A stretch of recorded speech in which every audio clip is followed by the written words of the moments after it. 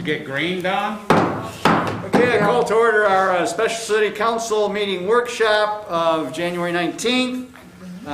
Second item on the agenda is discussion, review, and possible action on ordinance number 3342. Dan, you got 5 minutes. That's about all I'm going to take. Thank you, Mr. Mayor. This is a meeting where I'm going to start with it's in your guys' court, and I'm here to answer questions and you know, have more to discussion in that. The last one, or the one we were going to have in December, we did not have. However, everybody was provided a hard copy of the ordinance and the changes, so I'm hoping that most of you have at least somewhat looked over it, read through it, or what. So like I said, at this point, I'm going to kind of throw it to you, the council, or Leroy as well, to go over any specific issues you have or areas that you want to talk about, and then go from there. And hopefully in this manner, we'll get things moving along and get to a point where we're all happy with the document and can get it to a adoptable time frame. One thing I will say is I've communicated some of my thoughts on different things from parking and other stuff. If that's a route you guys want to go, I can have those, you know, revisions, and I can work on that. If it's not something that you guys want to delve into, you know, that's fine. I understand. I think a lot of that has a great benefit, but it's definitely a huge change to what most communities would do, and especially in Oklahoma. But there are other communities moving that way, and, you know, and with regards to parking, you know, I had indicated just eliminating minimum parking standards, not having any, so we don't have to deal with that, because a lot of times that's more of an issue in development than it is beneficial. And like I said, there's other communities that are moving towards that. It's definitely also something across the country, but like I said, those elements may be too much in that, but again, I'll leave that up to you guys. But again, I'm here to answer any questions you have. Didn't we stop at section 6? I believe we were going to somewhere there. We were getting to like the accessory dwelling units, I think was where we kind of were going page by page. You want to work in the music industry, but aren't a musician? Yeah, but I know Leroy has some that kind of go back to areas we already covered. Ever before, Yeah. Back. including Yeah, music publisher, Right. You want concert to start with that? music So, Whenever you're all ready. yeah.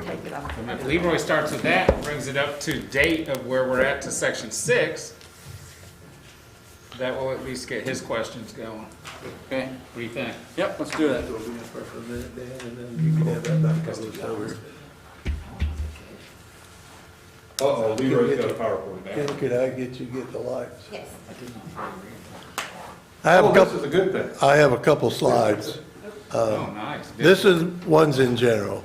We only redo the ordinance every 20 years or more, and there's some development trends I think we should consider while we're amending.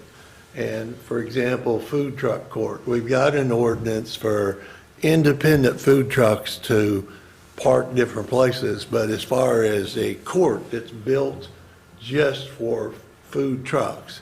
And the two slides on the far left are examples.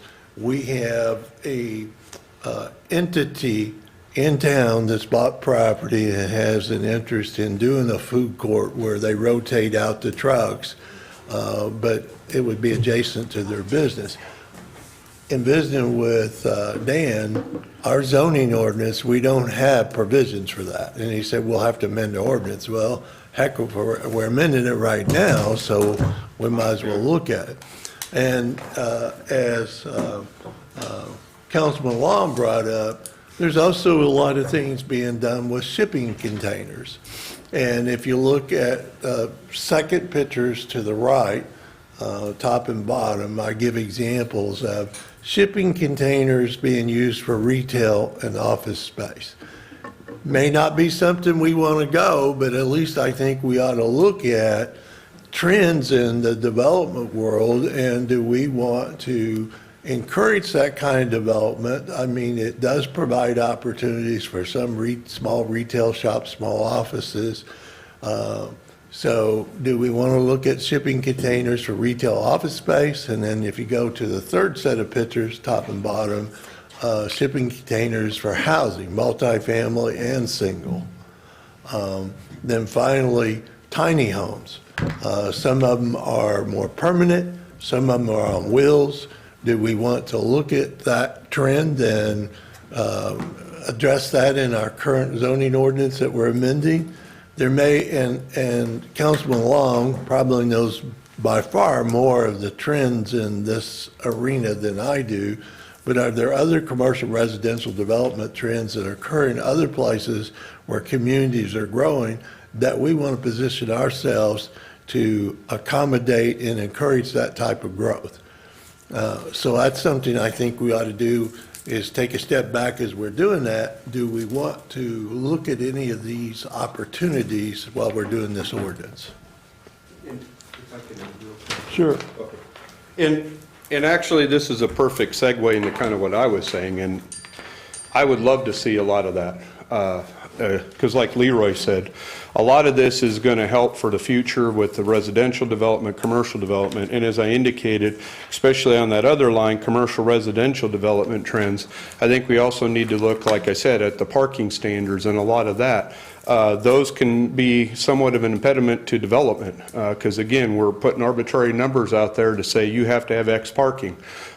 Another thing that I had indicated is, you know, and this goes with tiny homes and that, we really need to look at diversifying our housing options in this community in that. You know, I had indicated that I think even in the Guthrie proper overlay, that might be an opportunity to allow for 2 dwelling units, 1 or 2 dwelling units outright.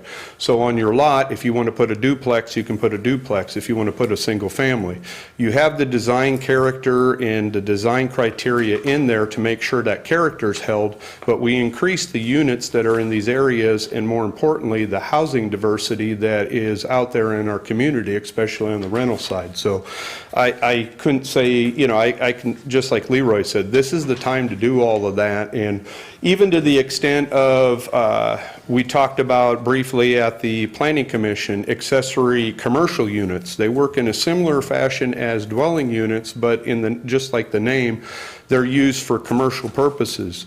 It's kind of that good progression from a home occupation, but not yet to a commercial building in the downtown somewhere. It gives that in between to where the entrepreneurship and all that could flourish. So again, I think these are all things that we really need to think strongly of, so we don't have to come back 2, 3, 4 times in the next few years to try to accommodate this. So thank you. I know this is more arena that Councilman Long probably knows more about than I do. I just would defer to him if he had some ideas on this. I think that all of, I mean, what you've outlaid up here are definitely growing trends, from tiny homes to containers to anything that is small in nature. It seems people are adapting and utilizing those. I mean, I just did a transaction where they had taken essentially one of those 2-story tough sheds and made it into a second dwelling in their backyard for like a, I don't know, a granny shack or whatever you want to. Like an accessory. Yes, yes. So I know that people are utilizing those things in order to have secondary or other livings on their lots. I know that, for example, you know, the Rops have the depot. They've got several acres there. I know there's been discussion that, you know, in the future, they'd like to have other opportunities there, whether it be containers or rail cars, and all of those are obviously, you know, smaller type pieces that are either on wheels or containers that are small that are moved in, that need to be looked at for other types of establishments. So if we did this one, we'd have to agree that these are things that would fit our community. Where would they fit? What zoning districts would you allow? And then what would be the design standards? You just don't want to take a shipping container and set it down in its raw form. You'd want to have some standards where, you know, it has an appearance that matches the different neighborhoods that you're going to put into. So staff just needs to have guidance from the city council if these are directions that you want to explore or not. As we go through this discussion, you don't have to answer it right now. The second slide, and then I'm going to go sit down because I got some questions that I got in my book. But on the second slide, I just want to make sure we all understand on prefabricated homes. A prefabricated home is a term used to describe any building or dwelling that is manufactured off-site in a home building facility and then transported to the home or building site. Prefabricated homes differ depending on the codes they follow. They may all three look just alike, but it's the codes that they follow in construction that distinguishes one from the other. And there's basically three basic types of prefabricated homes. A mobile home is a home built prior to the 1974 National Mobile Home Construction and Safety Act. They're built on permanent chassis with wheels attached. They do not meet the HUD standard, and they also do not meet the National Building Code for our community. The next group up is a manufactured home, and it is a home built to conform to the 1976 HUD Manufactured Home Construction and Safety Standards, usually called the HUD Code. And again, they're built on permanent chassis with wheels attached. But neither category 1 or 2 meet our adopted national building codes for our community. So they're a lesser standard than the stick-built homes. The third category, modular home. Modular homes are built to conform to all state, local, or regional building codes that apply based on the final location of the home, just like site-built homes. Modular homes are placed on a permanent foundation. Modular homes are appraised the same as their on-site built counterparts, and home loans for modular homes are the same as site-built homes. 1 and 2, because they don't meet the local building code, you can collapse those into one group. As a matter of fact, mobile home, you don't have many of those around anymore because they were built before '74. But in our draft of the rezoning, there are places that we combined or collapsed manufacturing home with modular homes. I don't think we can do that because when we put manufactured modular in the same category, we got one type that doesn't meet our building code and one type that does. And we'll go through that because I think there's a few places where we mistakenly did that. Yeah. But I just wanted to go through that, and now I will start at the beginning and go through some questions. So, just for a quick follow-up question to your deal, Leroy, are we saying that manufactured homes of any sort are currently not allowed in Guthrie, and we're not going to allow them in Guthrie? No. Right now, they're by a special use permit only, anywhere in the community. In mobile home parks. Yeah, or in a mobile home park. But you can't just put them anywhere. Right, Yeah. no, I get A that. modular home, because it meets Right, you can the put it on. code, and as long as it meets all the design criteria and stuff, it can go anywhere that a site-built home. And the modular home, typically, that's the one that comes in two pieces, trucked Yes. in and Correct. put together. And it Yes. doesn't come on a permanent chassis. Right. But, yeah, the key is it meets all applicable building codes, and then we'll usually meet all the design criteria if there are any, which we have. And Leroy may have found a couple places. I thought I got all of the areas and tried to change it to where, as Leroy said, I have the definition there, mobile and manufactured basically combined, and then there's a modular. Currently, as I said in our code, a mobile or manufactured home is a special use permit anywhere in the community unless you're in an actual mobile home zoned property, which we don't have any right now. But a modular home, we added in there, but again, that would be a permitted use, just like a single family or on-site built home. And so if I missed a couple areas, I'll correct that, but in the updated code, that's the intent. So that was my next question. Do we not have any right now because nobody We have brought a some proposal area, to yeah, put we on? have some areas that have a grouping, if you want to say, of mobile homes. There's some way down south off, I think, Forest Hills Road over there, in that. And there's a couple others, but as an actual designated zoning for mobile, we don't have any currently. We have the zoning district, we just haven't had any property zoned to it. So it's not that we wouldn't allow it. No, right. It's that nobody came forth with Right. a business plan to put it. Right, and like I said, if somebody does, want a mobile or manufactured home, they just go through a special use permit process, because as Leroy said, we don't necessarily want those just to pop up anywhere in that, but it isn't necessarily prohibited. Right. Yeah. Okay. Okay, you ready for my questions? Yes, Yep. We can turn the lights back on now if you want. and I think we all have the same document with the same page number, so we should be good to go. Hope so. My to your first page. question is on, if you look at the page numbers of the agenda package. Oh, boy. Page 10. Oh, so we're switching up on this, huh? It's a little bit off. Yeah. A little bit different. Okay, it's page 4 of Thank you. Dan's document, Thank you. and it's page 10 of the agenda package. So depends on, Adult uses. Yeah, exactly. Article 2 definitions. On item C, under 1.1 definitions, it says the planning director has final administrative authority to determine the interpretation or usage of terms used in the zoning code. I would respectfully suggest, to make it clearer, that we insert at the beginning, subject to appeal, the planning director has final. That's true, because it can be appealed to the Board of Adjustment.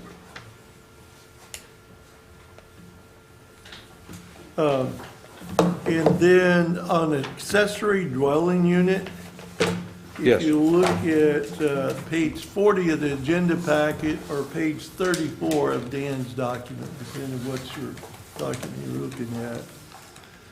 If you look at permitted uses,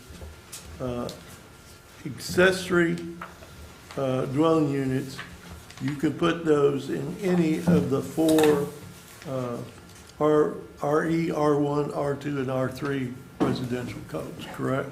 Yes. And then mixed use on page 47, I believe you can put it in.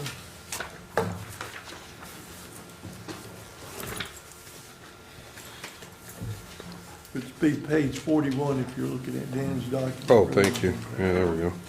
Tricking us, Leroy, tricking Yeah. us. 41. Trickery. Yeah, that's it, 41.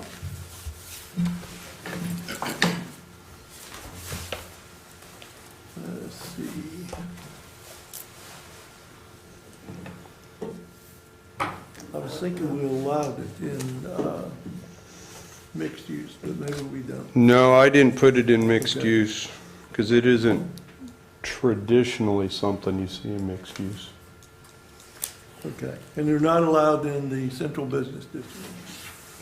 Correct, accessory dwelling units. Okay. And then on page 40, or on page 74,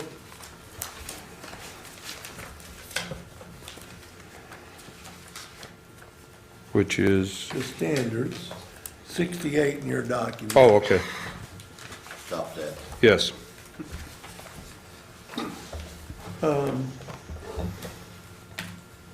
On LB, it says an accessory dwelling unit is not allowed if the property is already developed with an accessory commercial unit, and we struck or Oh. rejected that. Yeah, that was a carryover that I forgot we had in there, so that can be deleted right now unless we go look at The whole last ACUs. Yeah. Yeah, In the table we looked at, I'll go get to that again, but it was in the. yeah, and I'll have to take that out of the table. And then in E, it says an accessory dwelling unit may be rented, but cannot be used for residential short-term rentals as defined and outlined in section 18, which is on page 124, if you want to look at it. So because you Yeah. don't want it to turn into a neighborhood motel, right? Correct. And cannot be sold separately, separate of the primary lot or home. So, who can it be rented to and for how long is my question. We don't really define that. No, because there's no limitation. Honestly, it can function, the intent was to have it function as a true accessory dwelling unit. So if you want to put an accessory dwelling unit in your property and just rent it out to anybody for how long, you know, a year, 2, 3, whatever, you could do it. If you want to have it for a family member, whatever, you know, there's no limitation per se. It would function as another dwelling unit, just like the name. That kind of goes back to what we're talking about, tiny homes or other stuff, is when you're looking at accessory dwelling units, if you start to put so many regulations on it, just prohibit it. I mean, you get to the point where it's not functional anymore. And, you know, that goes back to what I was saying about even housing diversity, we, you know, in the community, in that, you know, because obviously it's accessory, it's going to have a certain size limitation, 850 square feet max by current code. But in then it that. says cannot be used for residential short-term rentals. What is that? Well, that's basically like an Airbnb. That's what that's saying, because that goes back to that section. Okay. But you can rent it long-term, so again, if you have a friend who's looking for a place to live and, you know, can't afford $1,000 a month, a single-family residence, you can rent them their accessory dwelling unit, and they could live there for however long they want. So you can rent it to anybody for an extended period of time, Yes. but you just can't rent it short-term like an Airbnb. Right, Well, where's section 18? I'm not sure I understand the purpose in that one. the purpose Well, of, technically speaking, I mean, 30 days, once you reach 30 days, you no longer have to collect hotel motel yeah, that's the tax. big difference. And so at 30 days, you could essentially rent it for 30 days or longer. Yeah. I see what you get. Yeah, but that was gonna say, and that's really the, yeah, and I'm sorry, but yeah, that's the biggest distinction with the rentals in that, is if you're doing short-term rentals and that, you have possible bed taxes, sales tax and that, whereas you're renting it beyond that, you fall into just a regular So rental. would it help if we clarified that maybe rent it for periods of 30 days or longer? I mean, I think that that would be more understood by the. Yeah, we can general put that in there, population. that's not a big deal. I Because think that's the most of intent. population's gonna build it for their parents or kids. No, you're right, yeah, it's a growing trend, but again, it does allow another housing opportunity, even if they don't, for, you know, people in the community. So we'll just add for greater, the 30 days or more. Okay, I just want to make sure, because we say it can't be short-term, Right. that we. No, the come back intent and say was to what it allow, can yeah, be. long-term, Okay. yeah. Well, Okay, you've got it in section 18 too, under minor residential short-term rental. Yeah, but that's specific to that type of use, and we'll get to that, but yeah. References this use. in section- Oh, yeah, that you can't do it. Right. Yeah, right, yeah. and then on page 12 of the agenda packet, page 6 of Dan's document, depending on which one you're looking at, automobile and truck repair. This one is housekeeping. If you look in the red, the first 3 bullet points, general repair, rebuilding or reconditioning of engines, motor vehicle, or trailers. If you look up above, that is one phrase, and we put it as 3 bullets. It's actually one phrase, not 3 bullets. Oh, okay.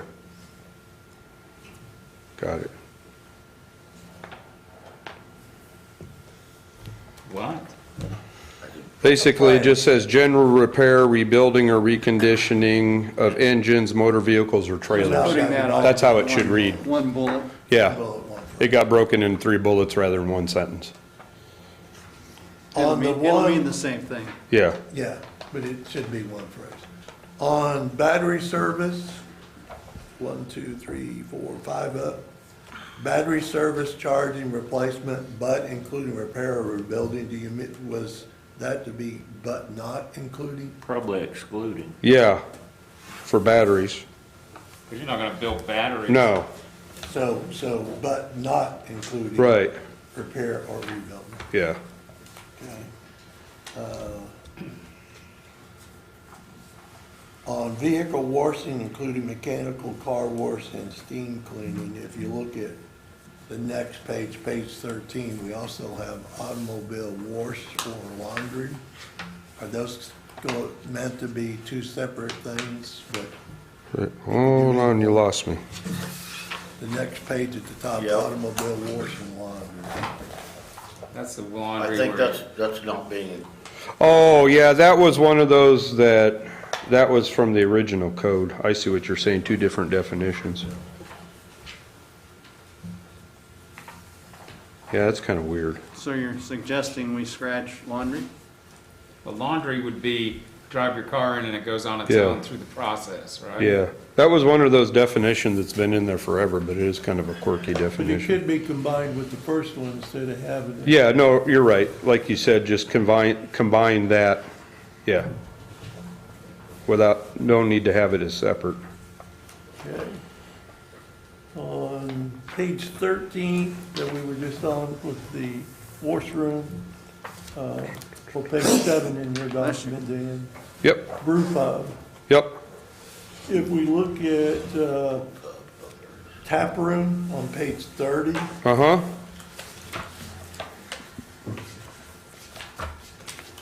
But not 30 in this not one. our 30. 24. 24.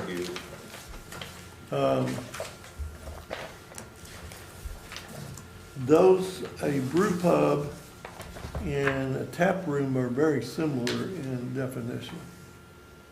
We can just combine them. Yeah, why wouldn't we? On the tap room, it does say one that can purchase and/or About the consume. food. Does that mean in No. a tap room you can purchase it to go?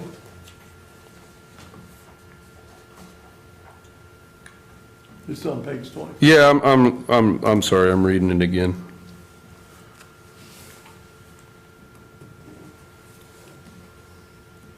Oh, I guess there is somewhat of a difference, because it's basically distinguishing, and I think it has to do with like a distillery or brewer, where the tap room actually designates an area where you can either consume or purchase it, whereas, like right now, if you walk into the distillery, they can't sell you anything. But if they create a tap room in that per state law, that's an area then where that liquor can be consumed or even sold. So that, yeah, so and that's exactly what Prairie Wolf is doing with their front. That special use permit will be coming, but that's why they're creating a tap room in the front to where you can actually then go to their place and drink or even buy it, where currently you can't. And so that's essentially what it's saying is a tap room. And a Yeah. brew So pub that's the includes difference food. between- And a brew pub is more where it's probably the same. My understanding Because they're actually previously is a brewing the brew alcohol. pub only produces enough for their own distribution there. Generally. Not that they are also wholesaling to other places. Yeah, Where a tap room, they can be wholesaling their product and selling it out to liquor stores and other locations. So you're getting a taste of something. yeah. So you need You're two gonna, different designations. Yeah, I think you need to, brew pub, you're not gonna go to the liquor store and buy that beer. It's no, not. right. See, my interpretation of a brew pub is you only can buy what they produce on premise. Correct.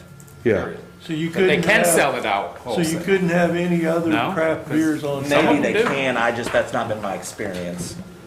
So you could not buy craft beers that they didn't produce on tap then? Well, yeah, you can, because there's places in Oklahoma City that do that. And Yeah, that's probably what it's I because was- they don't wholesale. So I would think both of those, you would be able to buy craft beers that were brewed at other locations. Not just, you're just not, because you're going to have more than one beer on tap, right? Correct. right. So you just want to make sure that we don't limit it to just the beers that they're producing on site. They can bring in other craft beers and put it on tap as well.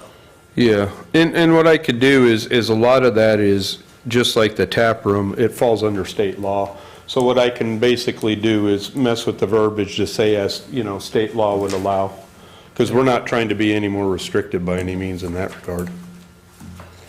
Okay. And then it says contiguous to a small brewer. Do we have that defined anywhere, what's a small brewer, or we just go, Where does it say that? it's on page 7, Hmm. on brew pub. You know, I'll have to look, because there was somewhere, unless it got taken out, because I did have somewhere what distinguished that, because again, it goes to the number of gallons that you produce. What distinguishes a small to basically your large scale. Microbrewery, Oh, maybe that's where I had it under. you have, it's limited to 15,000. Yeah, that was it. Yeah, microbrewery.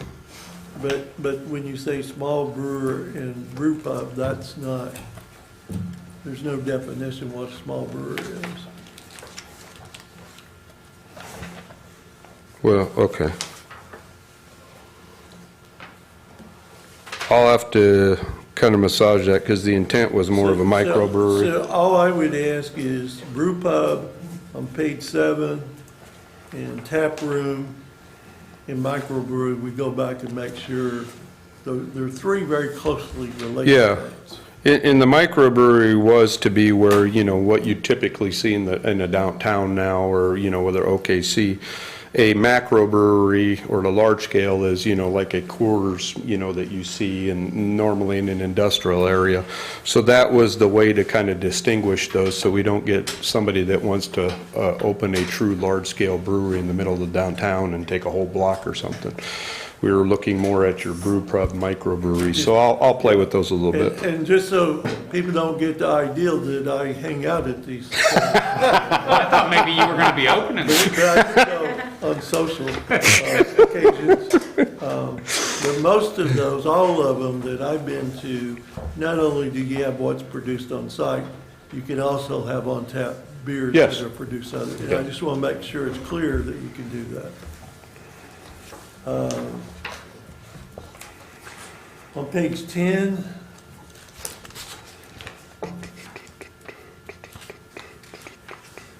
dwelling two-family always confuses me, and this is not something you changed. It always confuses me in our existing ordinance. Is a dwelling two-family on page 10, is that two single-family dwellings on the same lot, or is that a duplex? No, that's essentially what it's saying, is, again, it goes down to the dwelling unit. So a dwelling, It's either, it sounds like to me. yeah. And I can kind of go with that. The intent is obviously the number of dwellings, which is 2. And to me, whether it's attached or detached is rather irrelevant, because it goes back to the dwellings. So we can put that two-family dwelling, attached or detached type of thing. Because, That's the only place I know that we allow, other than the now, what I call the mother-in-law quarters, is the only place we allow 2 residences on the same lot. Under Well- that definition. well, yeah, With the exception of the accessory dwelling. yeah, I mean, you could only do a two-family dwelling on a multifamily lot. You can't do it on a single-family lot. Okay. I'd like that, but. But what about your accessory dwelling? No, that's, yeah, that's, Family? and again, the key to that is it's an accessory, so there's limitations on its size. With 2 single families, if you have a large enough property, you could build 2 1,800 square foot, you know, on an R2 lot or that, whereas the accessory is just that. It's limited by size to be accessory and remain accessory. That definition just always confuses. It is kind of confusing, and I'll probably massage that a little bit because, yeah, it really is meant to be like a, So if you had Attached or 2 detached? single-family dwellings on the same lot, if they were going to do a lot split and sell them, each lot would have to be a conforming lot. Absolutely. Legal lot. Okay. Absolutely. Okay. Okay, on page 23.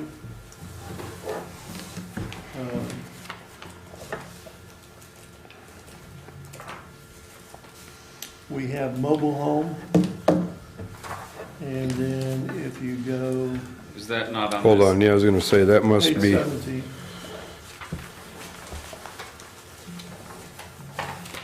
we have mobile manufactured home. On page 17? Yeah. Because Because I took out what was there before, so it's hard to see, but it actually says mobile manufactured home, and then I completely rewrote it, so all of the red is what's new. Okay, on mine it just says mobile home. Oh, yeah, no, because yeah, I don't know why. On this one, it's / manufactured. Yeah, because that's why I was saying is I combined it back to a mobile manufactured home, Okay. much like you have up there. Okay. Yeah, and then we have a separate modular home, So which, we're combining mobile home and Yeah. manufacturing. yeah, See, mine didn't say that. Mine just okay. said mobile home. Maybe you have an old version. I thought I gave you the updated version, So so. you trying to keep me on the toes? And you're actually looking at a paper copy. Yeah, Yeah. so far everything jived except that part, so I don't So know. on page 18, where it says mobile home park and mobile home subdivision, is manufactured added to those? Oh, I can make sure it is because, yeah, because it's mobile manufactured dwelling units, it says in there. The mobile home, under mobile home subdivision, under mobile home park, it just says mobile homes, but I'll add manufactured to that. So it's combined like the definition. Okay. Then if we go to page 25, Our 25 or your 25? you're 19. Yeah, 19. We're about 6-page difference. Plan unit development. It says, the second sentence in red there, under plan unit development. As a type of development and as a regulatory process, the plan unit development is subject to special review procedures, and once approved, it becomes a supplemental zoning classification. To me, that reads like it's its own zoning district. And it, I wonder if the word overlay might be better again than classification. We could, I can tell you that what that's saying is that generally on a zoning map, you would designate it, for instance, like the one that's going for Mission Hills. It would go from R1 to R1 PD or PUD. And so even by looking at a zoning map, somebody can already see, okay, this has some special provisions because it's not the typical R1. Because the next sentence says, it is not intended to serve as a separate zoning classification and cannot be used to introduce a use into the area that is zone, blah, blah, blah.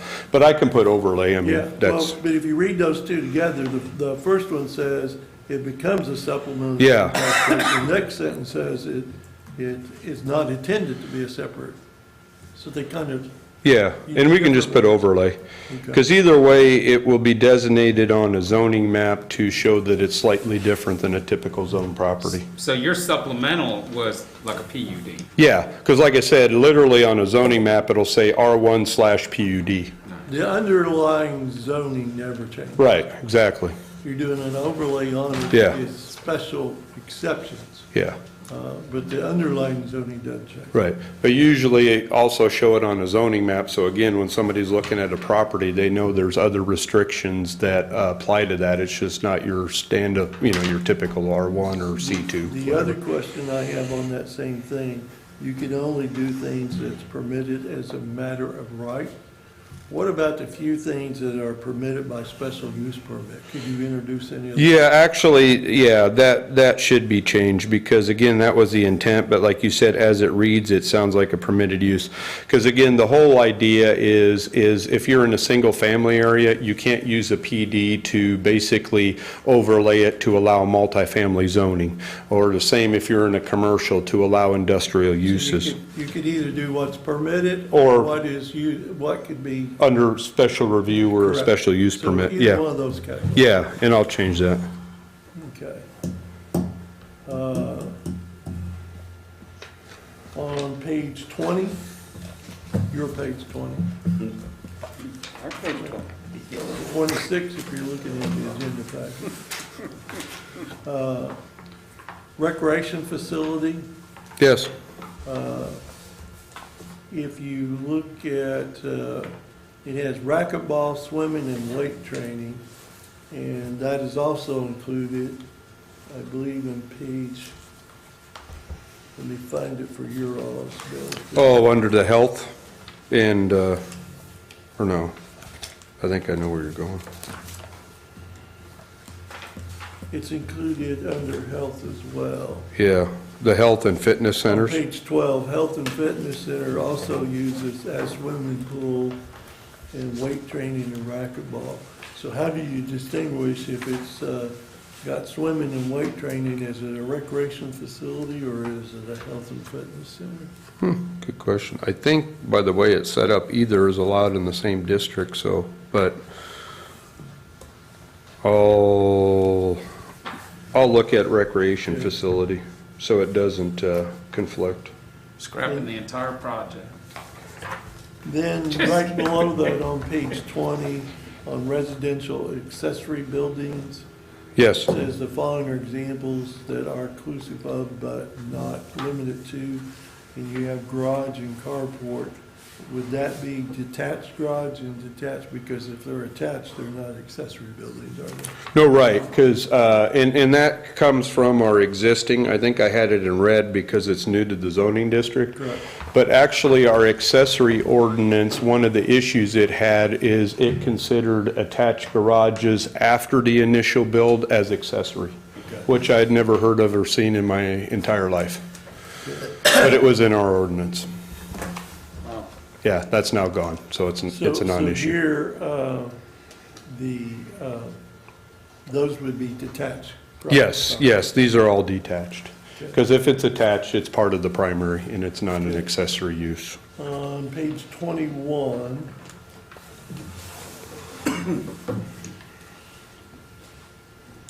a rooming house, let's see, that's the one where you do not provide food, right? Lodging only. And it has Yeah. 20 persons. Just lodging. And It can 20 be defined. persons. But then if you look at page 13,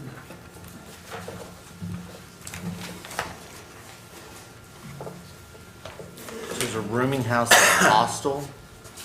Honestly, these are all that were there, that's part of the existing code. What page are you on 13, Leroy? that would be your page. Because I think we even have maybe boarding house in here as well. Yes, on page 7. Yeah, boarding house, yeah. But page 7, a boarding house that you can, other than a hotel, you can provide food and lodging, and it's not exceeding 12, but on the rooming house, it's not exceeding 20. Why two different numbers? I have no idea, it's in the existing code and I honestly didn't pay that much attention to it. It doesn't say anything about not providing food on page I mean, 21. from my end, It says lodging only. yeah, But one of But it them, can be one defined as a of them hotel. is right. not exceeding 20 people, and To me, the other they're- one, where you provide Right. food. Well, how do you is- define bed and breakfast? Well, that again is from the existing code. In there, it says a commercial establishment or with 12 or less units for rent that provides a combination of overnight lodging, off-street parking, and breakfast for a fee. Any such establishment that has more than 12 units for rent to guests shall be considered to be either a motel or hotel. That's Right, so- existing code. But it's almost the same definition as boarding house. Well, basically, a rooming and a boarding house is distinguished by saying it's not an actual hotel motel. But the rooming house says it can be considered defined as a hotel. Oh, does it? Yeah. Okay. No, it says if it has more than 20 persons. It's- Yeah. More than 20 persons shall be defined as a hotel. Oh, Yeah. I see. If it's less than that. But if it's a bed and breakfast, it can only be more than 12. Okay. I don't know. That leads me to another question. If you look at motel, it is based on 12 or more sleeping rooms, but when you use, in the rooming house, it says a building which has accommodation for more than 20 persons shall be defined as a hotel. So some places we say persons, some places we say rooms. And those may not be. I can look those over. Like I said, those are all in the existing code, so But I, we're but, fixing it. right, but I was gonna say, obviously, there's some conflicting information there, so we need to combine it. To me, they're all kind of, well, like a rooming house, boarding house is kind of the same use. Okay. But what's the magic number? I don't know. If it's 12, is it 20? I don't know.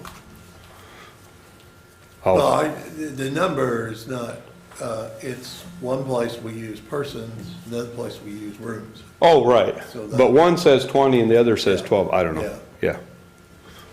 I'll kind of look that over and see. Combine it, can't you just make it I'm a going to. boarding house and throw Yeah, out? but I'll probably put it for 12 or less, because in even the bed and breakfast, it says if you get more than 12, you're a hotel motel. So with the boarding, rooming, we'll do the same thing, 12 or less. Anything more is a hotel motel. So what- That way we're what's a- consistent. What's a little block building that's got 4 apartments in it? A fourplex. Okay. 4 apartments? Yeah, because again, the distinction. Even if it is even Right. if it's short-term stuff. No, right, because the there. distinction there too is also if you have true dwelling units versus rooms for rent. You know, because as almost forgot your name, James said, you know, like a hostel, you know, it's usually a big building with maybe rooms or areas for a bed or whatever, so it isn't dwelling units. You know, you can accommodate a number of people. Where again, if you get in a building and you have 4 actual separate living areas, that's usually a dwelling in that. So again, it could be a dwelling unit here or a rooming. So there is a difference. It sounds confusing, but there's a difference between dwellings and rooms. Well, it is confusing, I Yeah. think that's what we're talking about. No, right, but I'll fix all that up so it's consistent. Yeah. And some of this is not Dan's doing, some of this is the old, but if we're Yeah. gonna fix it, we might as well. Absolutely. Look at all of it. Yeah. My next question's on page 26. Page 21, our page? No, 26, your page. I was gonna say, I think this time we're on. I'm trying to give your page. Okay. If I remember. Of the RE residential estates, which Yes, we get to later, I think, can be as small as 1 acre. There's currently no land zoned is RE residential estates, correct? that is correct. So if you want it, your property zoned that way, you would have to come and apply. Yes. to rezone. Yes. Okay. What's the benefit of doing that? Animal privileges, Yeah. that's one of the big benefits. Then R2, which used to be general residential districts, you created R3 now. Mm-hmm. And basically, you took what was R2 and split it into 2 categories. Yes. Okay. But as the R2 is, it has functioned, and even the way our current code is set up, it functions more like a limited multifamily in that. So it really isn't going to change much of the built environment. The R3 does allow for your true, 6 buildings, 3-4 stories each, high density, 20 acres per, that. And I understand, I don't have Okay. a problem dividing it. My question is, okay, if you have one of those multifamily residentials now, Yeah, and it's in R2, yes. does it become non-conforming at that point because it's not in the correct zoning, or how are we going to address? Well, yeah, it'd be legal non-conforming, but honestly, I'm not sure we have any. Because most of the ones we have, because we had kind of density limitations built in, Okay. given lot sizes, so the only one that might fall in is the one south of town, off of Division. But everything else is gonna still fall fine with the R2, even density-wise.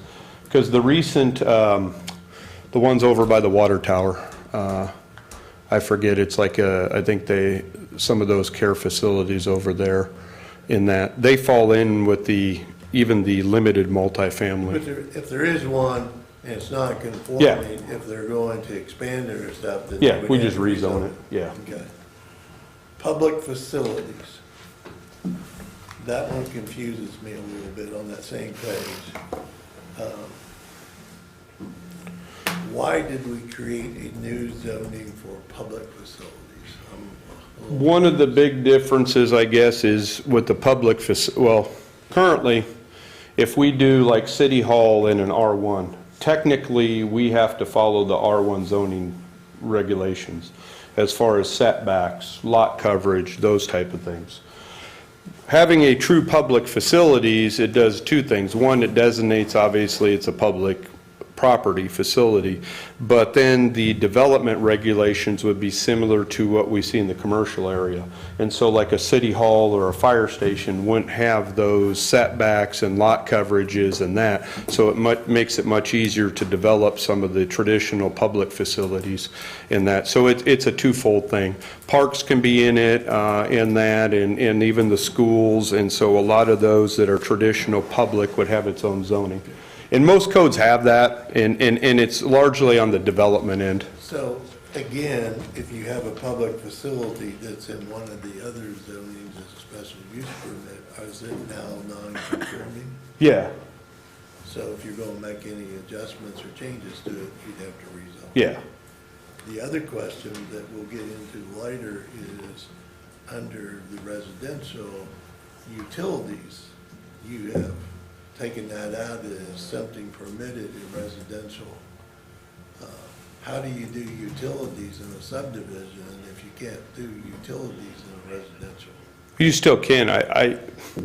I guess we could put it in there, but, you know, having streets and easements and utilities, by the fact that you platted utilities, we don't need a land use table to say, oh, you can put utilities in there, in that. It's all by the subdivision process and by the, you know, it's just not a, But in your definition of what goes in public facilities, you include utilities. oh, okay, I'll have to look at that. Okay.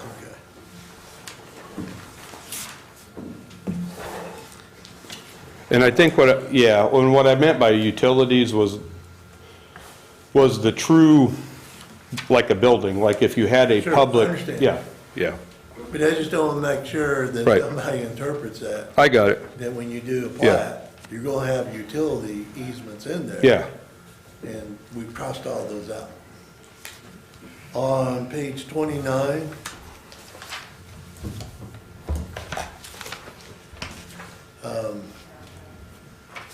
you have manufactured / modular home as permitted.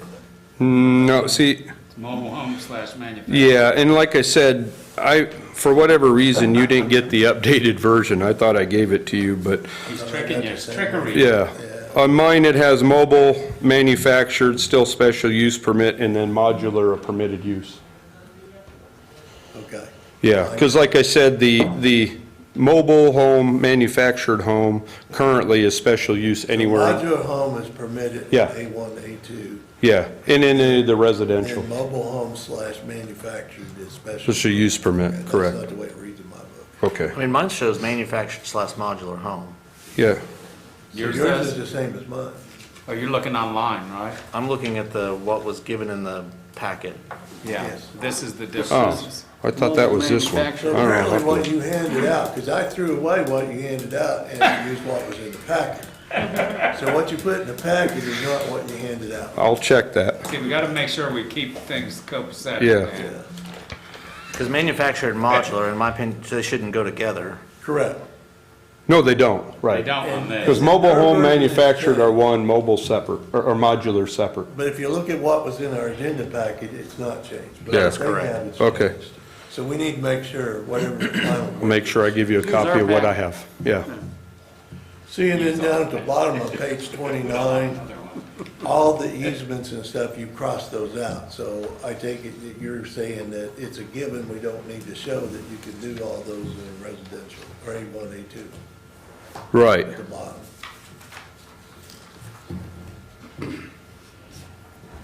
And then the same thing on 30, you strike in all of the permitted uses for electricity, cable, water, sewer, electric.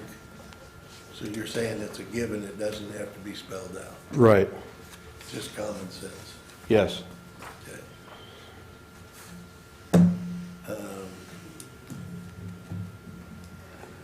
On page 30,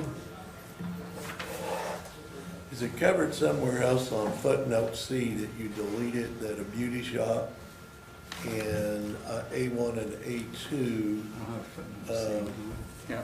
that footnote, is it covered somewhere else that we deleted?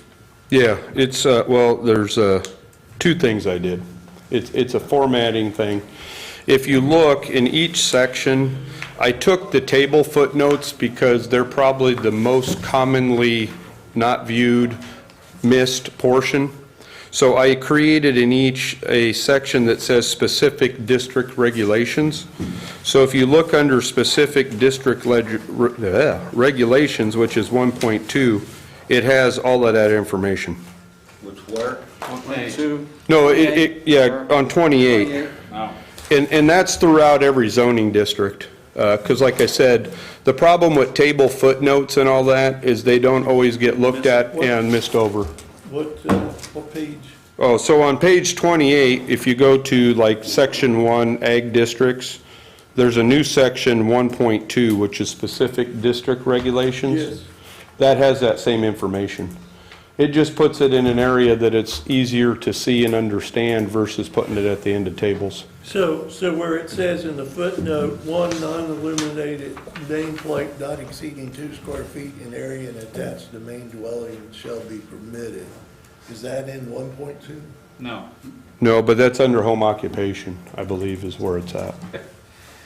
So it's not 1.2, it's somewhere else. Yeah, it got moved other places, and it's under signage, I think, or I might have put it under signage, but I tried to put a lot of that stuff in the air, yeah, I think it's under signage, because there's also some of that went to the home occupation section, because traditionally, a home, you know, a barber shop or whatever in your house is a home occupation type of thing. It's almost like an accessory commercial unit, just put that plug in there, in that, but a lot of that hasn't been deleted, and, you know, that it's in there, it's just been put in a more I'll appropriate take your place. word, you moved it somewhere, Yeah. but it's kind of hard going back and forth. Right, It's kind of like. but that's a home occupation signage allowance is what that is, which is pretty typical in most places, and that's why it's for any home occupation, not just a barber shop. So even if you have your little tax service, you get your little sign you can put out I there. had the old zoning code, I had this zoning code, and I was getting dizzy going back and forth. But Leroy asked a solid question, which brings up a legitimate concern, is that how do we know without it being mapped where this stuff that's being deleted is being added to? Well, I guess I can go back and make references in there. I mean, that's a pain in the butt. Well, that's honestly the only way to do it. There you could put an asterisk by stuff that's been moved and let the rest of it be deleted. Yeah, I mean, you know, I guess the simple answer is if you literally read this through, you'll get to a point where that information shows up. I mean, you know, and I don't mean to be No. mean about it, no, but yeah. I understand. Well, hopefully you're going to help people walk through this when they come in. Oh, absolutely. I don't know what it is. I just want to make sure it's in there somewhere. Yeah. On Is it page, typical for telecommunication towers to be only by special permission or special use in the A2? I mean, It depends on zoning districts. Our ordinance was what I call a anti-cell tower ordinance. That's why I completely rewrote it. It was done in the early 2000s when cell towers were first coming about, and they were going to be the end to society as we know it. So most ordinances were written to essentially prohibit them or putting them in places that they didn't make sense. Since that time, we obviously know that, you know, it's not as bad. So in most commercial, industrial zoning districts, they're permitted use. In some residential, they're a special use permit. A lot of times they try to keep them out of the single-family areas. And then ag areas, because of the size of the properties, a lot of times they're permitted uses, but maybe special use permits for some of the, like our suburban district, which is generally closer to residential areas. Not gonna make that. and they're not as obtrusive. Yeah, no, that's it. They're more of your, if you want to say monopoles, they're not the big guy wire tires and that, so. Okay. Did that answer your question? Okay. On page 31, 37 if you're looking at the back. 37. Minimum width, 100 feet for A1 and 75 feet for A2. The old ordinance used to distinguish minimum width at the front of the property. This new one doesn't distinguish, it just says minimum width 100 feet, doesn't say at the front of the property. So what if you got an odd shaped Yeah. lot and it's 100 feet across in the back of it, but it's not 100 feet across in the front? We can just put minimum frontage, Okay, yeah. because that's what you mean. the Yeah, frontage. yeah, absolutely. Okay, okay, that would work for me.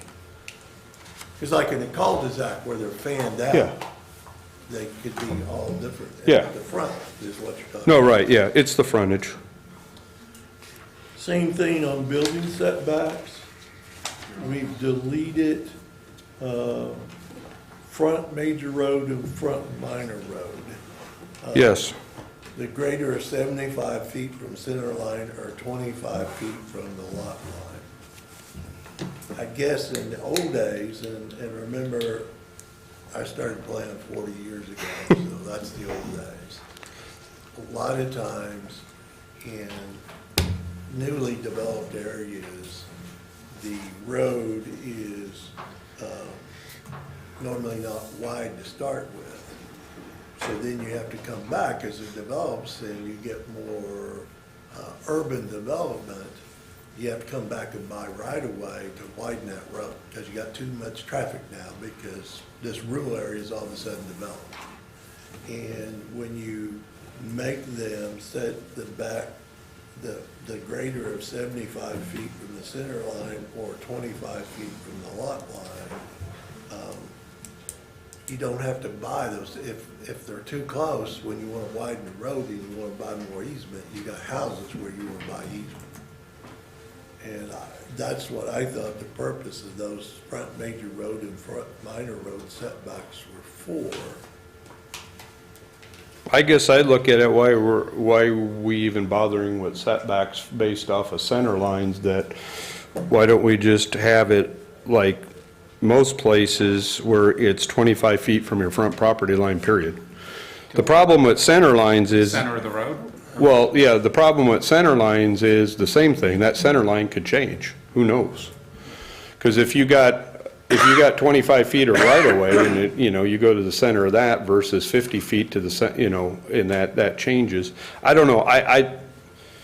Traditionally, you don't use center lines or right of ways. You use property lines for setbacks because that's something that's set. Country people do.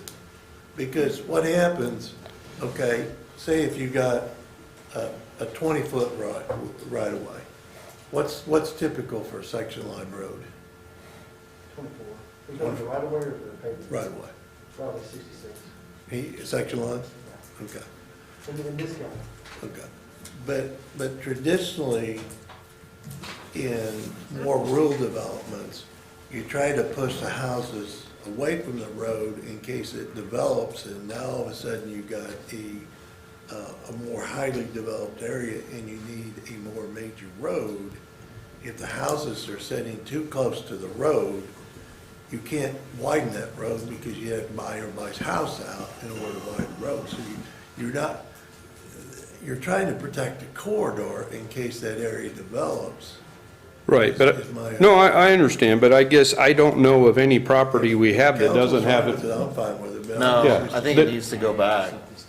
Okay, Because, honestly, if you think, even when you look at, surveyors, they use center line. right, but I guess what I'm saying is every property out there has a property line. So we're gonna go from property line 25 feet in, just like it says, 25 feet from lot line. We don't have any property that doesn't have a lot line. We may not currently, but what if you have somebody starting to sell off smaller smaller portions of their 40-acre tract? Depending, they're gonna go through either the lot split or the subdivision process. I can leave it in there, it's not that big a deal. It's not worth, We're starting to encroach on council time. yeah, that's fine. I don't know how much more, Leroy, you have, or any of the members of the council. Maybe we need to have another workshop to finalize that. Okay.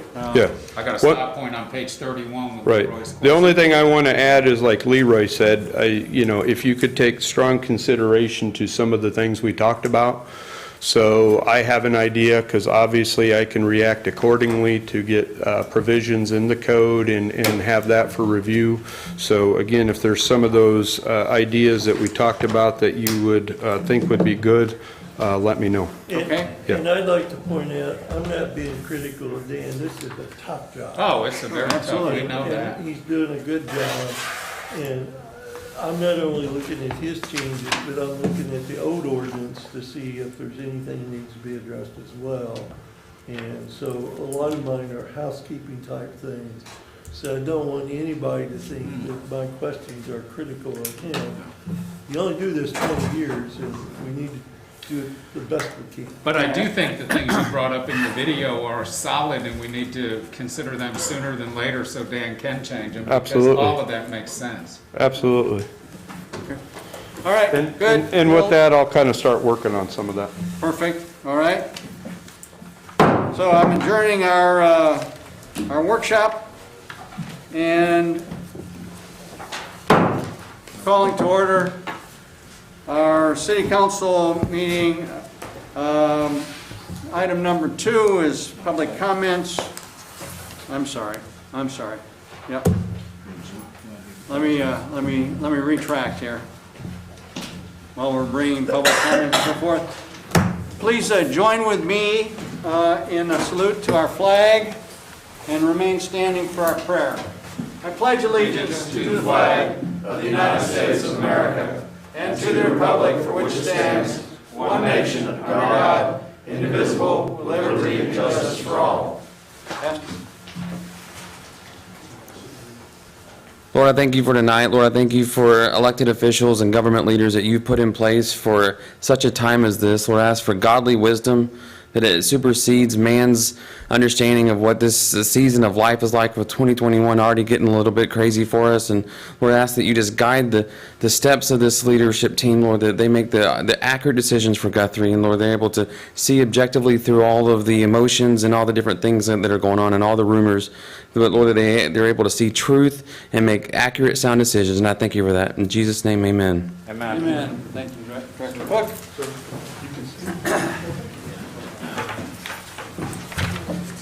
Okay, let me call to order our city council, I'm sorry, Public Works. Public Works meeting. Item number 2 is public comments, community announcements, recognitions. We have individuals that have signed up to make comments to specific items, I believe.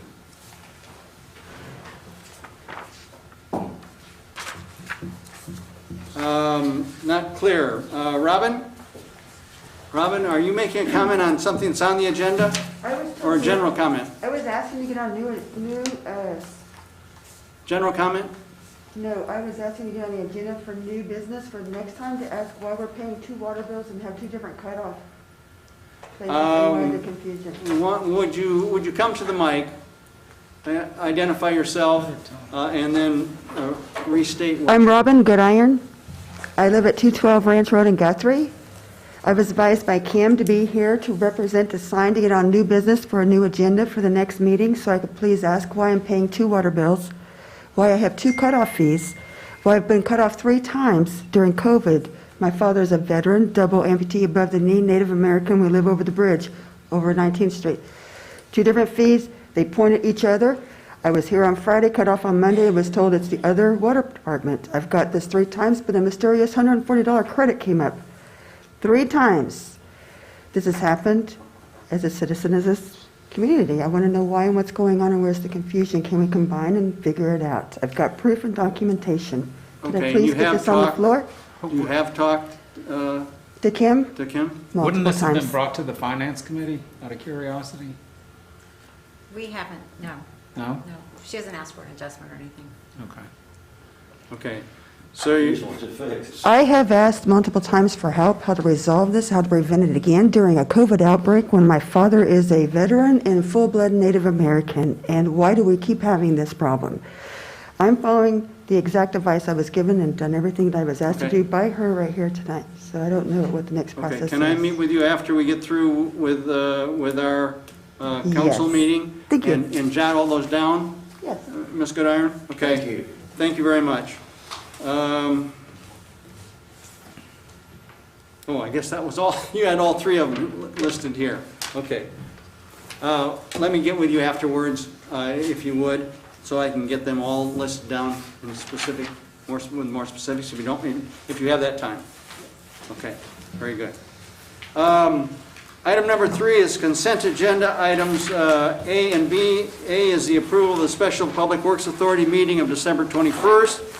And B is the approval of engagement letter of HBC CPAs to provide auditing service. So moved. Have a motion. Second. And we have a second. Is there any other discussion? Hearing none, all in favor say, raise your right hand. Unanimous approval from all those present then to approve the consent agenda items A and B. Item number 4, discussion and possible action to award bid number 2020-12, wastewater treatment improvements.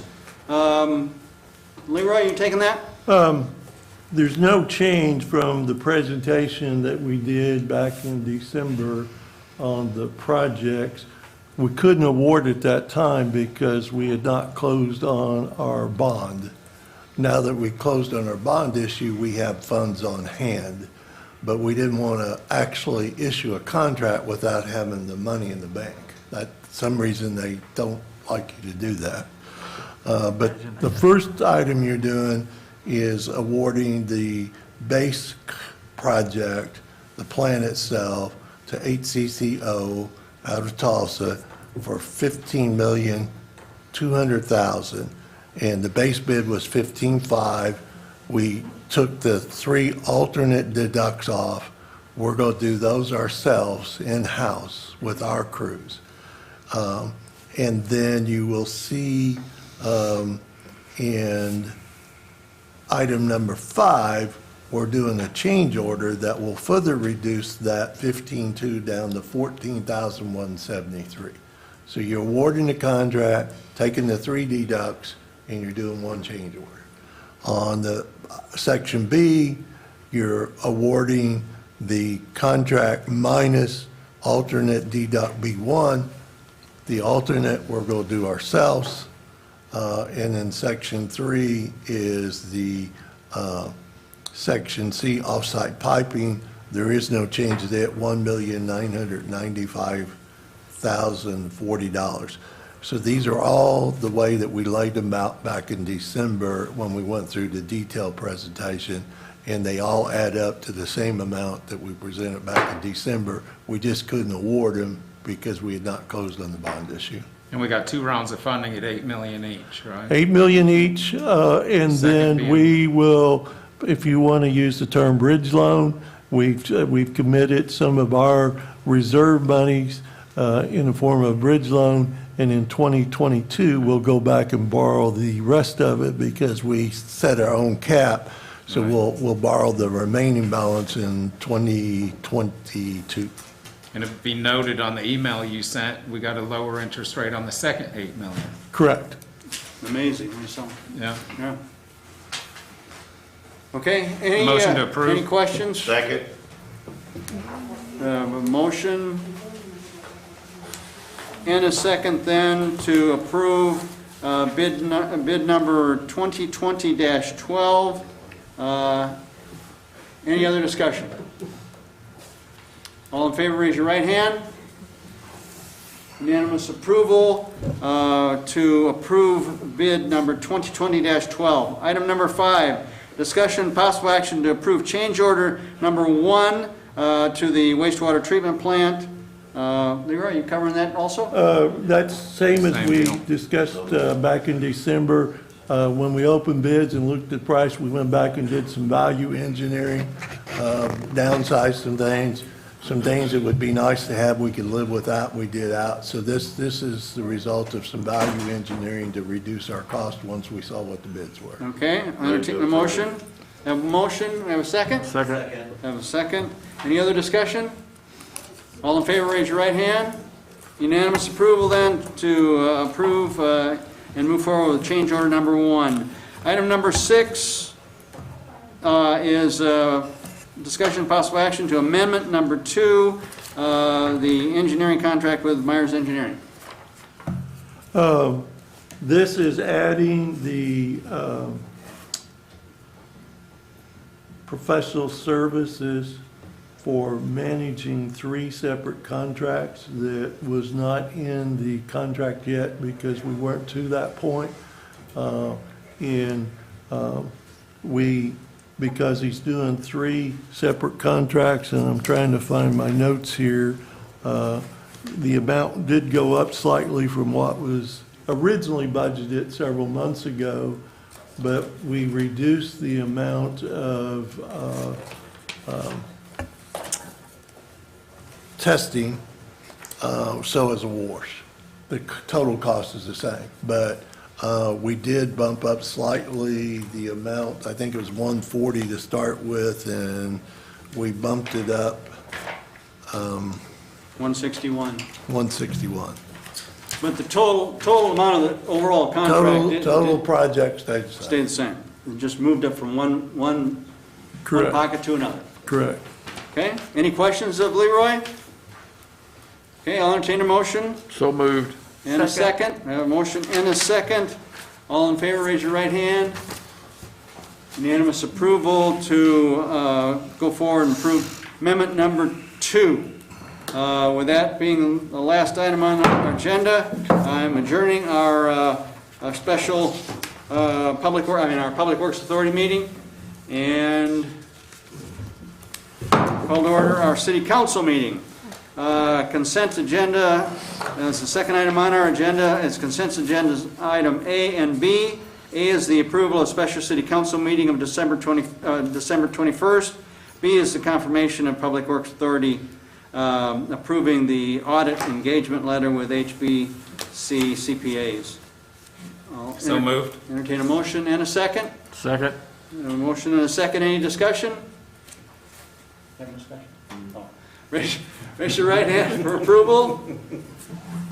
Unanimous approval then for approving consent agenda items A and B. Item number 3, discussion and possible action to approve the 2021 Emergency Management Services Mutual Aid Agreement between the City of Guthrie and Logan County. On that one, last year we paid $13,000. Under this agreement, we will pay $15,500. $15,500. And the way we came up with that, we agreed to the county. When you look at the county population, you subtract off the population that already has their own emergency management, like Crescent and others. And then you compare the rural population to inside the city. We make up about 27%. We rounded it to 30, and that's how we come up with the 15.5. In this contract, the first quarter, we will not pay them because we have some old radios and stuff that are used that by 2025, we're going to have to get new ones anyway. We're letting them have those instead of having to go back and forth. So this new contract, instead of being $13,000, is $15,500. We will continue to explore if it makes sense for us to bring this in-house and do it ourselves versus contracting with the county for future years. But right now, our recommendation is to approve this for this year. Okay. Any questions of Leroy? Okay, I'll entertain a motion. We have a motion. Is there a second? Second. A motion and a second. Any other discussion? All in favor, raise your right hand. Unanimous approval then for the fiscal year 2021 Emergency Management Service Mutual Aid Agreement between the City of Guthrie and Logan County. Item number 4, discussion and possible action to approve the purchase of one triple combination fire pumper apparatus. Leroy, Chief? I will let Eric start it, and then I may have some comments when he gets done. Chief?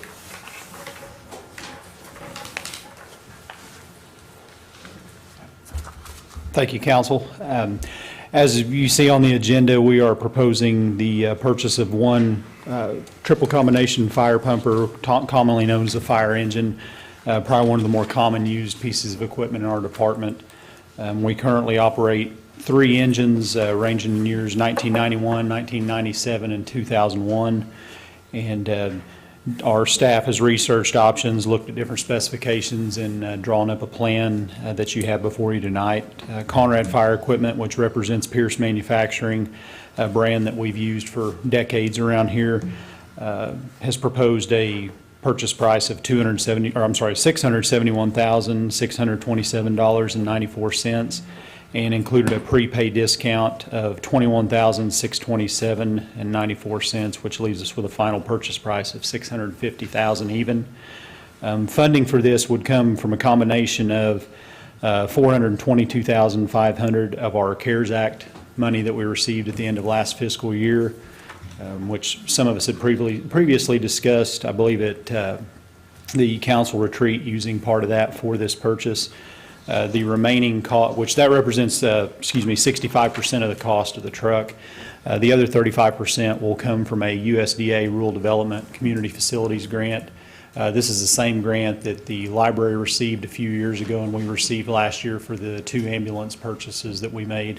We should have official notification of that grant within the next few weeks. We've been notified that we will get it. They're waiting on their next allocation of funding to make the official award, so we will bring that back to you guys once it's officially awarded. But that is our financial plan for this purchase. And great job on that. Any money we can save that we're not taking out of our coffers is Exactly. Super. being ahead. 35% of the total cost. And we got lucky, just to clarify, on the community facilities programs with USDA. The only reason they're doing, they usually have a $50,000 cap or 35%, whichever is less. Due to the pandemic going on, that $50,000 cap has been raised. Nice. When we got it for the ambulances, we were in the middle of a disaster declaration, which took the cap off as well. So we've gotten lucky twice in a row just by the unfortunate circumstances that are going on. So do we want to try to approve this pending the approval of USDA funds, or? No, he's USDA gonna- give us the green light to go ahead and place the order, and then they will send us the paperwork on the actual grant next month. But verbally, they've approved it. They just can't until they get their next round of funding to issue it. Well, we've already agreed to do this out of the COVID money anyway. Yeah. So I make a motion to approve. I got a question. Yes, sir. So we've got 3 pumpers, is that Yeah, right? and we will surplus and get rid of one of those when That this was new going to one's be received. my question. Yes. So what do we do? Most likely, the truck we're looking at getting rid of right now is, by year model, is actually the newest one, but looking at the mechanical history and the repairs on it, it's probably in the worst shape. We'll continue to kind of analyze that over the build time of this new one to make sure. Typically, when we get rid of something like that, we surplus it and give it to one of the volunteer departments around us that may still have a need for it. We'll consider that option when it comes time, or we may come back to you guys with the possible option of selling it or trading it into a used truck broker. So if we surplus it, there's really not a significant financial. There could be a little bit of trade-in value, but depending on what truck we get of, either the oldest one, which is 30 years old now, there's not a lot of market for it. You're talking pennies compared to the new one. The one we're actually looking at getting rid of, the 2001, still has a little bit of value. The problem is, when we get our oil changes done on that, they do an oil analysis on it, and we're starting to show traces of metal in the oil, so that truck is probably going to need a motor overhaul or a new motor within the next year or two anyway. So you've got a huge cost allocation there that you'd have to do. So we'll kind of look at those things over the next year while this truck's being built, and come back with you guys when we have a recommendation. Okay, and it's going to take approximately It's a 10 to 12 month build time, yes. It's usually about an 8 to 10 month. With COVID going on, they've got a lot of vendor supply issues of parts that Pierce uses, and so things are pushed back a couple months, which we've seen in everything from EMS supplies to bunker gear and everything else. It's caused a lot of supply chain issues. Okay, all right. Any other questions by the council? I have some comments. Just for clarification for the general public, COVID Relief Act, there's a lot of pockets of money. There's pockets of money for payroll reimbursement for private businesses. There's pockets of money for business stimulus money. This pocket of money this came out of was to reimburse municipalities for their expenses tied to COVID. And the state, when they got their money, determined that we could turn in our payroll expenses for police and fire, public service. We did that, and that's why we're using this for equipment, is because it's money geared towards reimbursing the city for their expenses, not for other purposes that you hear about. Secondly, because it is a reimbursement, it's already considered spent by the federal government, so we're done with all their regulations. We can use it any way we want for our equipment. We got $898,832 reimbursement at the end of last fiscal year. With this expenditure, because we were able to get the USDA grant, we'll have roughly $475,000 of COVID money left in our funds. I'd like to hold back $100,000 of that in case we have COVID-related expenses this budget year. But then that would leave $376, and I'd like for the city council, I think the use of the other funds, a good purpose would be to do something for our seniors and look at renovations at Highland Hall to bring it up to code. The restrooms are atrocious out there.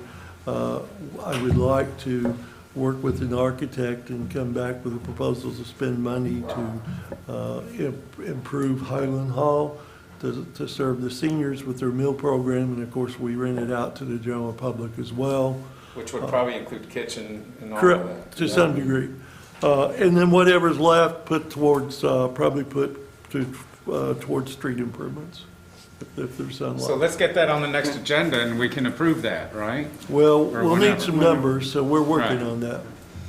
Okay, we do have a motion and a second then to move forward with the procurement of the pumper.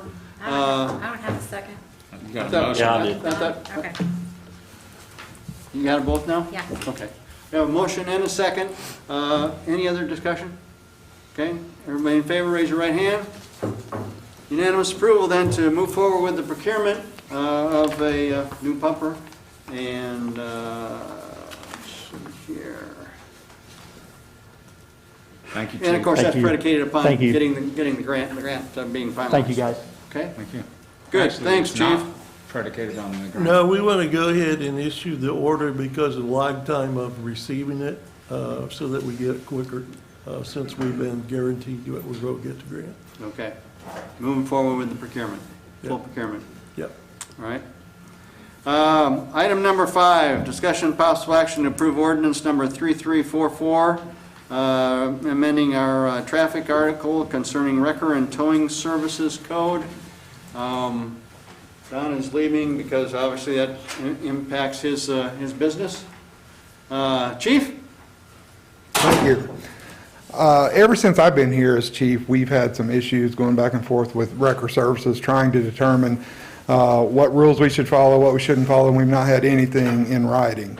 I think that since Leroy came on board and with the help of Councilman Channel and his knowledge of the services and the other services that we've run this by, I think this is a good first step in making the lives easier between the police department, the city, and wrecker services. Probably the biggest change is we've opted to grandfather in wreckers that have tow yards outside the city limits, but from this point forward, we're going to restrict them to the city limits. It is heck for the officers to call a wrecker and wait sometimes an hour for them to come in. We have 2 that are outside the city now, and they're not the most active ones, but they will remain on the rotation. So my understanding, go ahead. I was just asking where they were at. The 2 that are outside the city. Are they- They're closer up to the Edmond line. I mean, if they left their facility the second we called, it'd take them 25 minutes to get here. And typically that's not how it happens. So my understanding is if you got pulled over and your vehicle got towed as it stands now, before this, they could tow your car wherever, right? that right? The company has to tow it to their impound their yard. place, but that could be Edmond. Yes, it could be, it could be. And now we're talking about making it Guthrie City proper. Yes, we'll keep the two that remain outside the city limits, but from this point forward, we will not allow that to happen. They're gonna have their main yard inside the city limits. Right. Why do we want to keep the two? I think it's bad practice to kick people off that have already been approved. Well, plus you got a highway issue going on, right? Well, can we require them to bring their cars here? That's not where their primary lot is. It's traditional to grandfather them in when you change rules. We did the same thing when I was in Catoosa several years ago, and we grandfathered the existing one. Now, if they ever relocate, they can't locate a second place outside the city limits. If they ever move, they have to move to the city, but as long as they stay where they're at, they would be grandfathered. And how many businesses are we talking about? Two. No, total. That are in the, how many are in the rotation? I believe we have 6 or 7. That are in Guthrie, but that includes the two in Edmond. Yes. So Yes. 4, Yes, and we just recently lost one of them. He Dean. retired the company, yes. so we got 3 in Guthrie, or 4. 3 or 4, No number of duplicates, are there? no. Okay, thank you. I'll make a motion to approve. I'll second it. A Thank you. motion and a second. Thanks, Chief. Any other discussion? All in favor, raise your right hand. Unanimous approval for all those present then to move forward with the approval of that ordinance 3344. Item number 6. Wait for Don to get back in. It's coming this way, Leroy. That was like, who's on third? Now we'll wait for Leroy to be seated. Okay, item number 6, discussion possible action concerning the ice storm debris, curbside pickup, collection sites, disposal. Tenny, are you taking that one? Tenny. I believe they might have a slide for you guys to look at. I don't believe that's in your packet. Provided a map to kind of give an idea of what we've covered in the city limits. Right now, I feel we're roughly pretty well close to 50%. We still have everything out south, but as in the dense part of the town, you can see everything in pink we have covered through our first pass. A few numbers to go over with you guys. The city has removed 4,260 cubic yards roughly off of city facilities. We've removed 12,917 cubic yards over a 13-day period that we have removed brush off of curbside. Again, that was just doing it for 13 days. We've had some other things that's set precedence over it, whether it's water main breaks or the snowstorms or different things that we've taken care of. There's been 9,793 cubic yards hauled by residents to our convenience center from that service as well. So a total of 26,971 cubic yards of brush has been handled to this point, and that's not counting any contract numbers in those numbers. We've had several contractors. I don't have those numbers or the availability of those numbers, what contractors has hauled out of our cities. Or privates that move their own Right. stuff and all that. So with that, we have received, as of today, a call from FEMA. We've got a conference call set up with them at 2 o'clock tomorrow to start the process with FEMA. So we're starting to see a little bit of headway there. They'll advise us on the future steps to take. So with that, I feel like that we're making pretty good headway. We've gotten back started today again, so we'll start running every day from this point on again until other things set precedence, whether it's meter reads or whatever it might be. And if you look at the fact that we're somewhere around the 50% mark of being completed, if you look on news media, newspapers at other communities, we're pretty similar to other surrounding communities as far as being at that 50% mark at this point. Yep. Yeah. Doing a good Well, job, great, Jenny. great job Thank you, Jenny. on that, Tenny. Really, really appreciate that. I don't know, anybody have any questions of Tenny? Any council? Okay. Item number 7, city manager report. I have no additional reports tonight. Item number 8, comments by city council members. Vice Mayor Case. Everybody be safe. We've been through a heck of a lot in the last few months, and we've got more ahead of us, so just stay safe. Councilman Channel. I got nothing. Councilman Bothroyd. Yeah, you know, I don't probably praise staff enough, but this time around, I'd like to, you know, give them a big round from both chiefs on what they're doing with the fire truck, with the towing code. Don, thanks for your help on that. Leroy, Dan, no good deed goes unpunished on the zoning stuff, and you guys, you know, deserve a big round. That's it for me. Councilwoman Paget. Well, it looks like it's all been said. We do have a couple of members of the airport board with us this evening. May I introduce them? Sure. We have Stan Young and Brad Latham. Okay. Welcome, gentlemen. Councilman Long. Yeah, I just wanted to recognize Max Fairchild for all the improvements he's doing, especially there on South Division. I've gotten lots of calls, I'm sure you guys have too, on what's going on down there, all the tree removal and cleanup, and it's really cleaning up the entry to our city. So I appreciate all the investment that he's making in our community. And I don't know if you guys have heard the commercials that he's has on the radio as well. So it's kind of nice to hear him, you know, bringing people to Guthrie. So I just want to recognize him for that. Cool. Councilman Taylor. Nothing to say, just thank you, staff. I've got a couple things. One is kind of a little bit redundant because many of you have seen the published award winners from the Chamber of Commerce banquet. And Chamber of Commerce this week recognized a number of individuals. I'd just like to reemphasize that. Citizen of the Year was Crystal Fleury.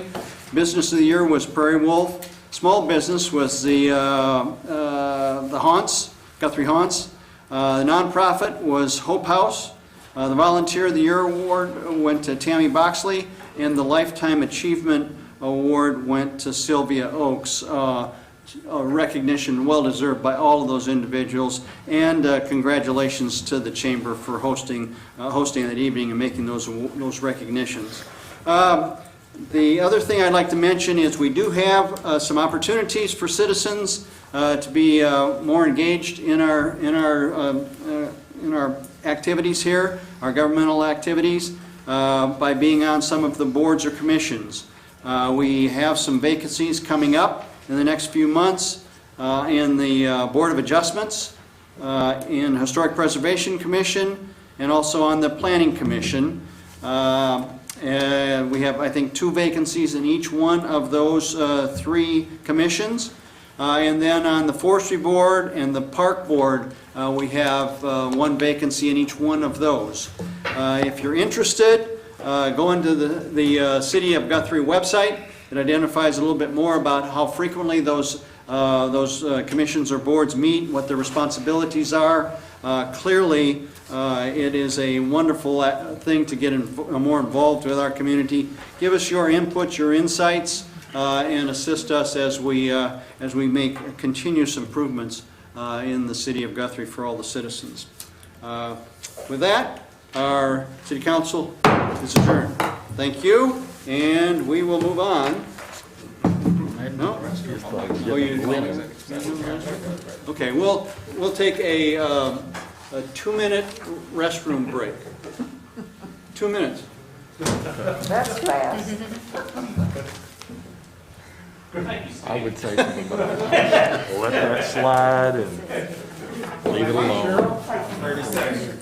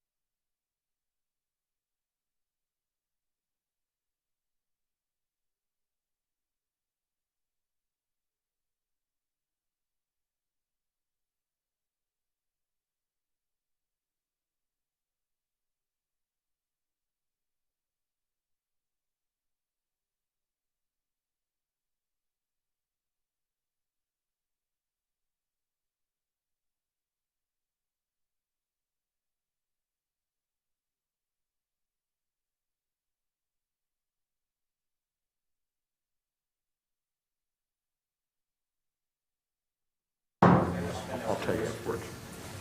From here? Okay, call into order our special Economic Development Authority meeting. And consent agenda item A is the approval of the special Guthrie Economic Development Authority meeting of December 21st. Entertain a motion. So moved. And a second. Second. Thank you. Have a motion and a second. Is there any discussion? All in favor, raise your right hand. Unanimous approval then of the consent agenda item A. Item number 3, consider approval to convene into executive session for purposes of conferring on matters pertaining to economic development with specifics to the Guthrie Edmond Regional Airport. So moved. Have a motion. Second. Have a motion and a second. All in favor, raise your right hand. Unanimous approval then to move into executive session. We will see the rest of you in a few minutes.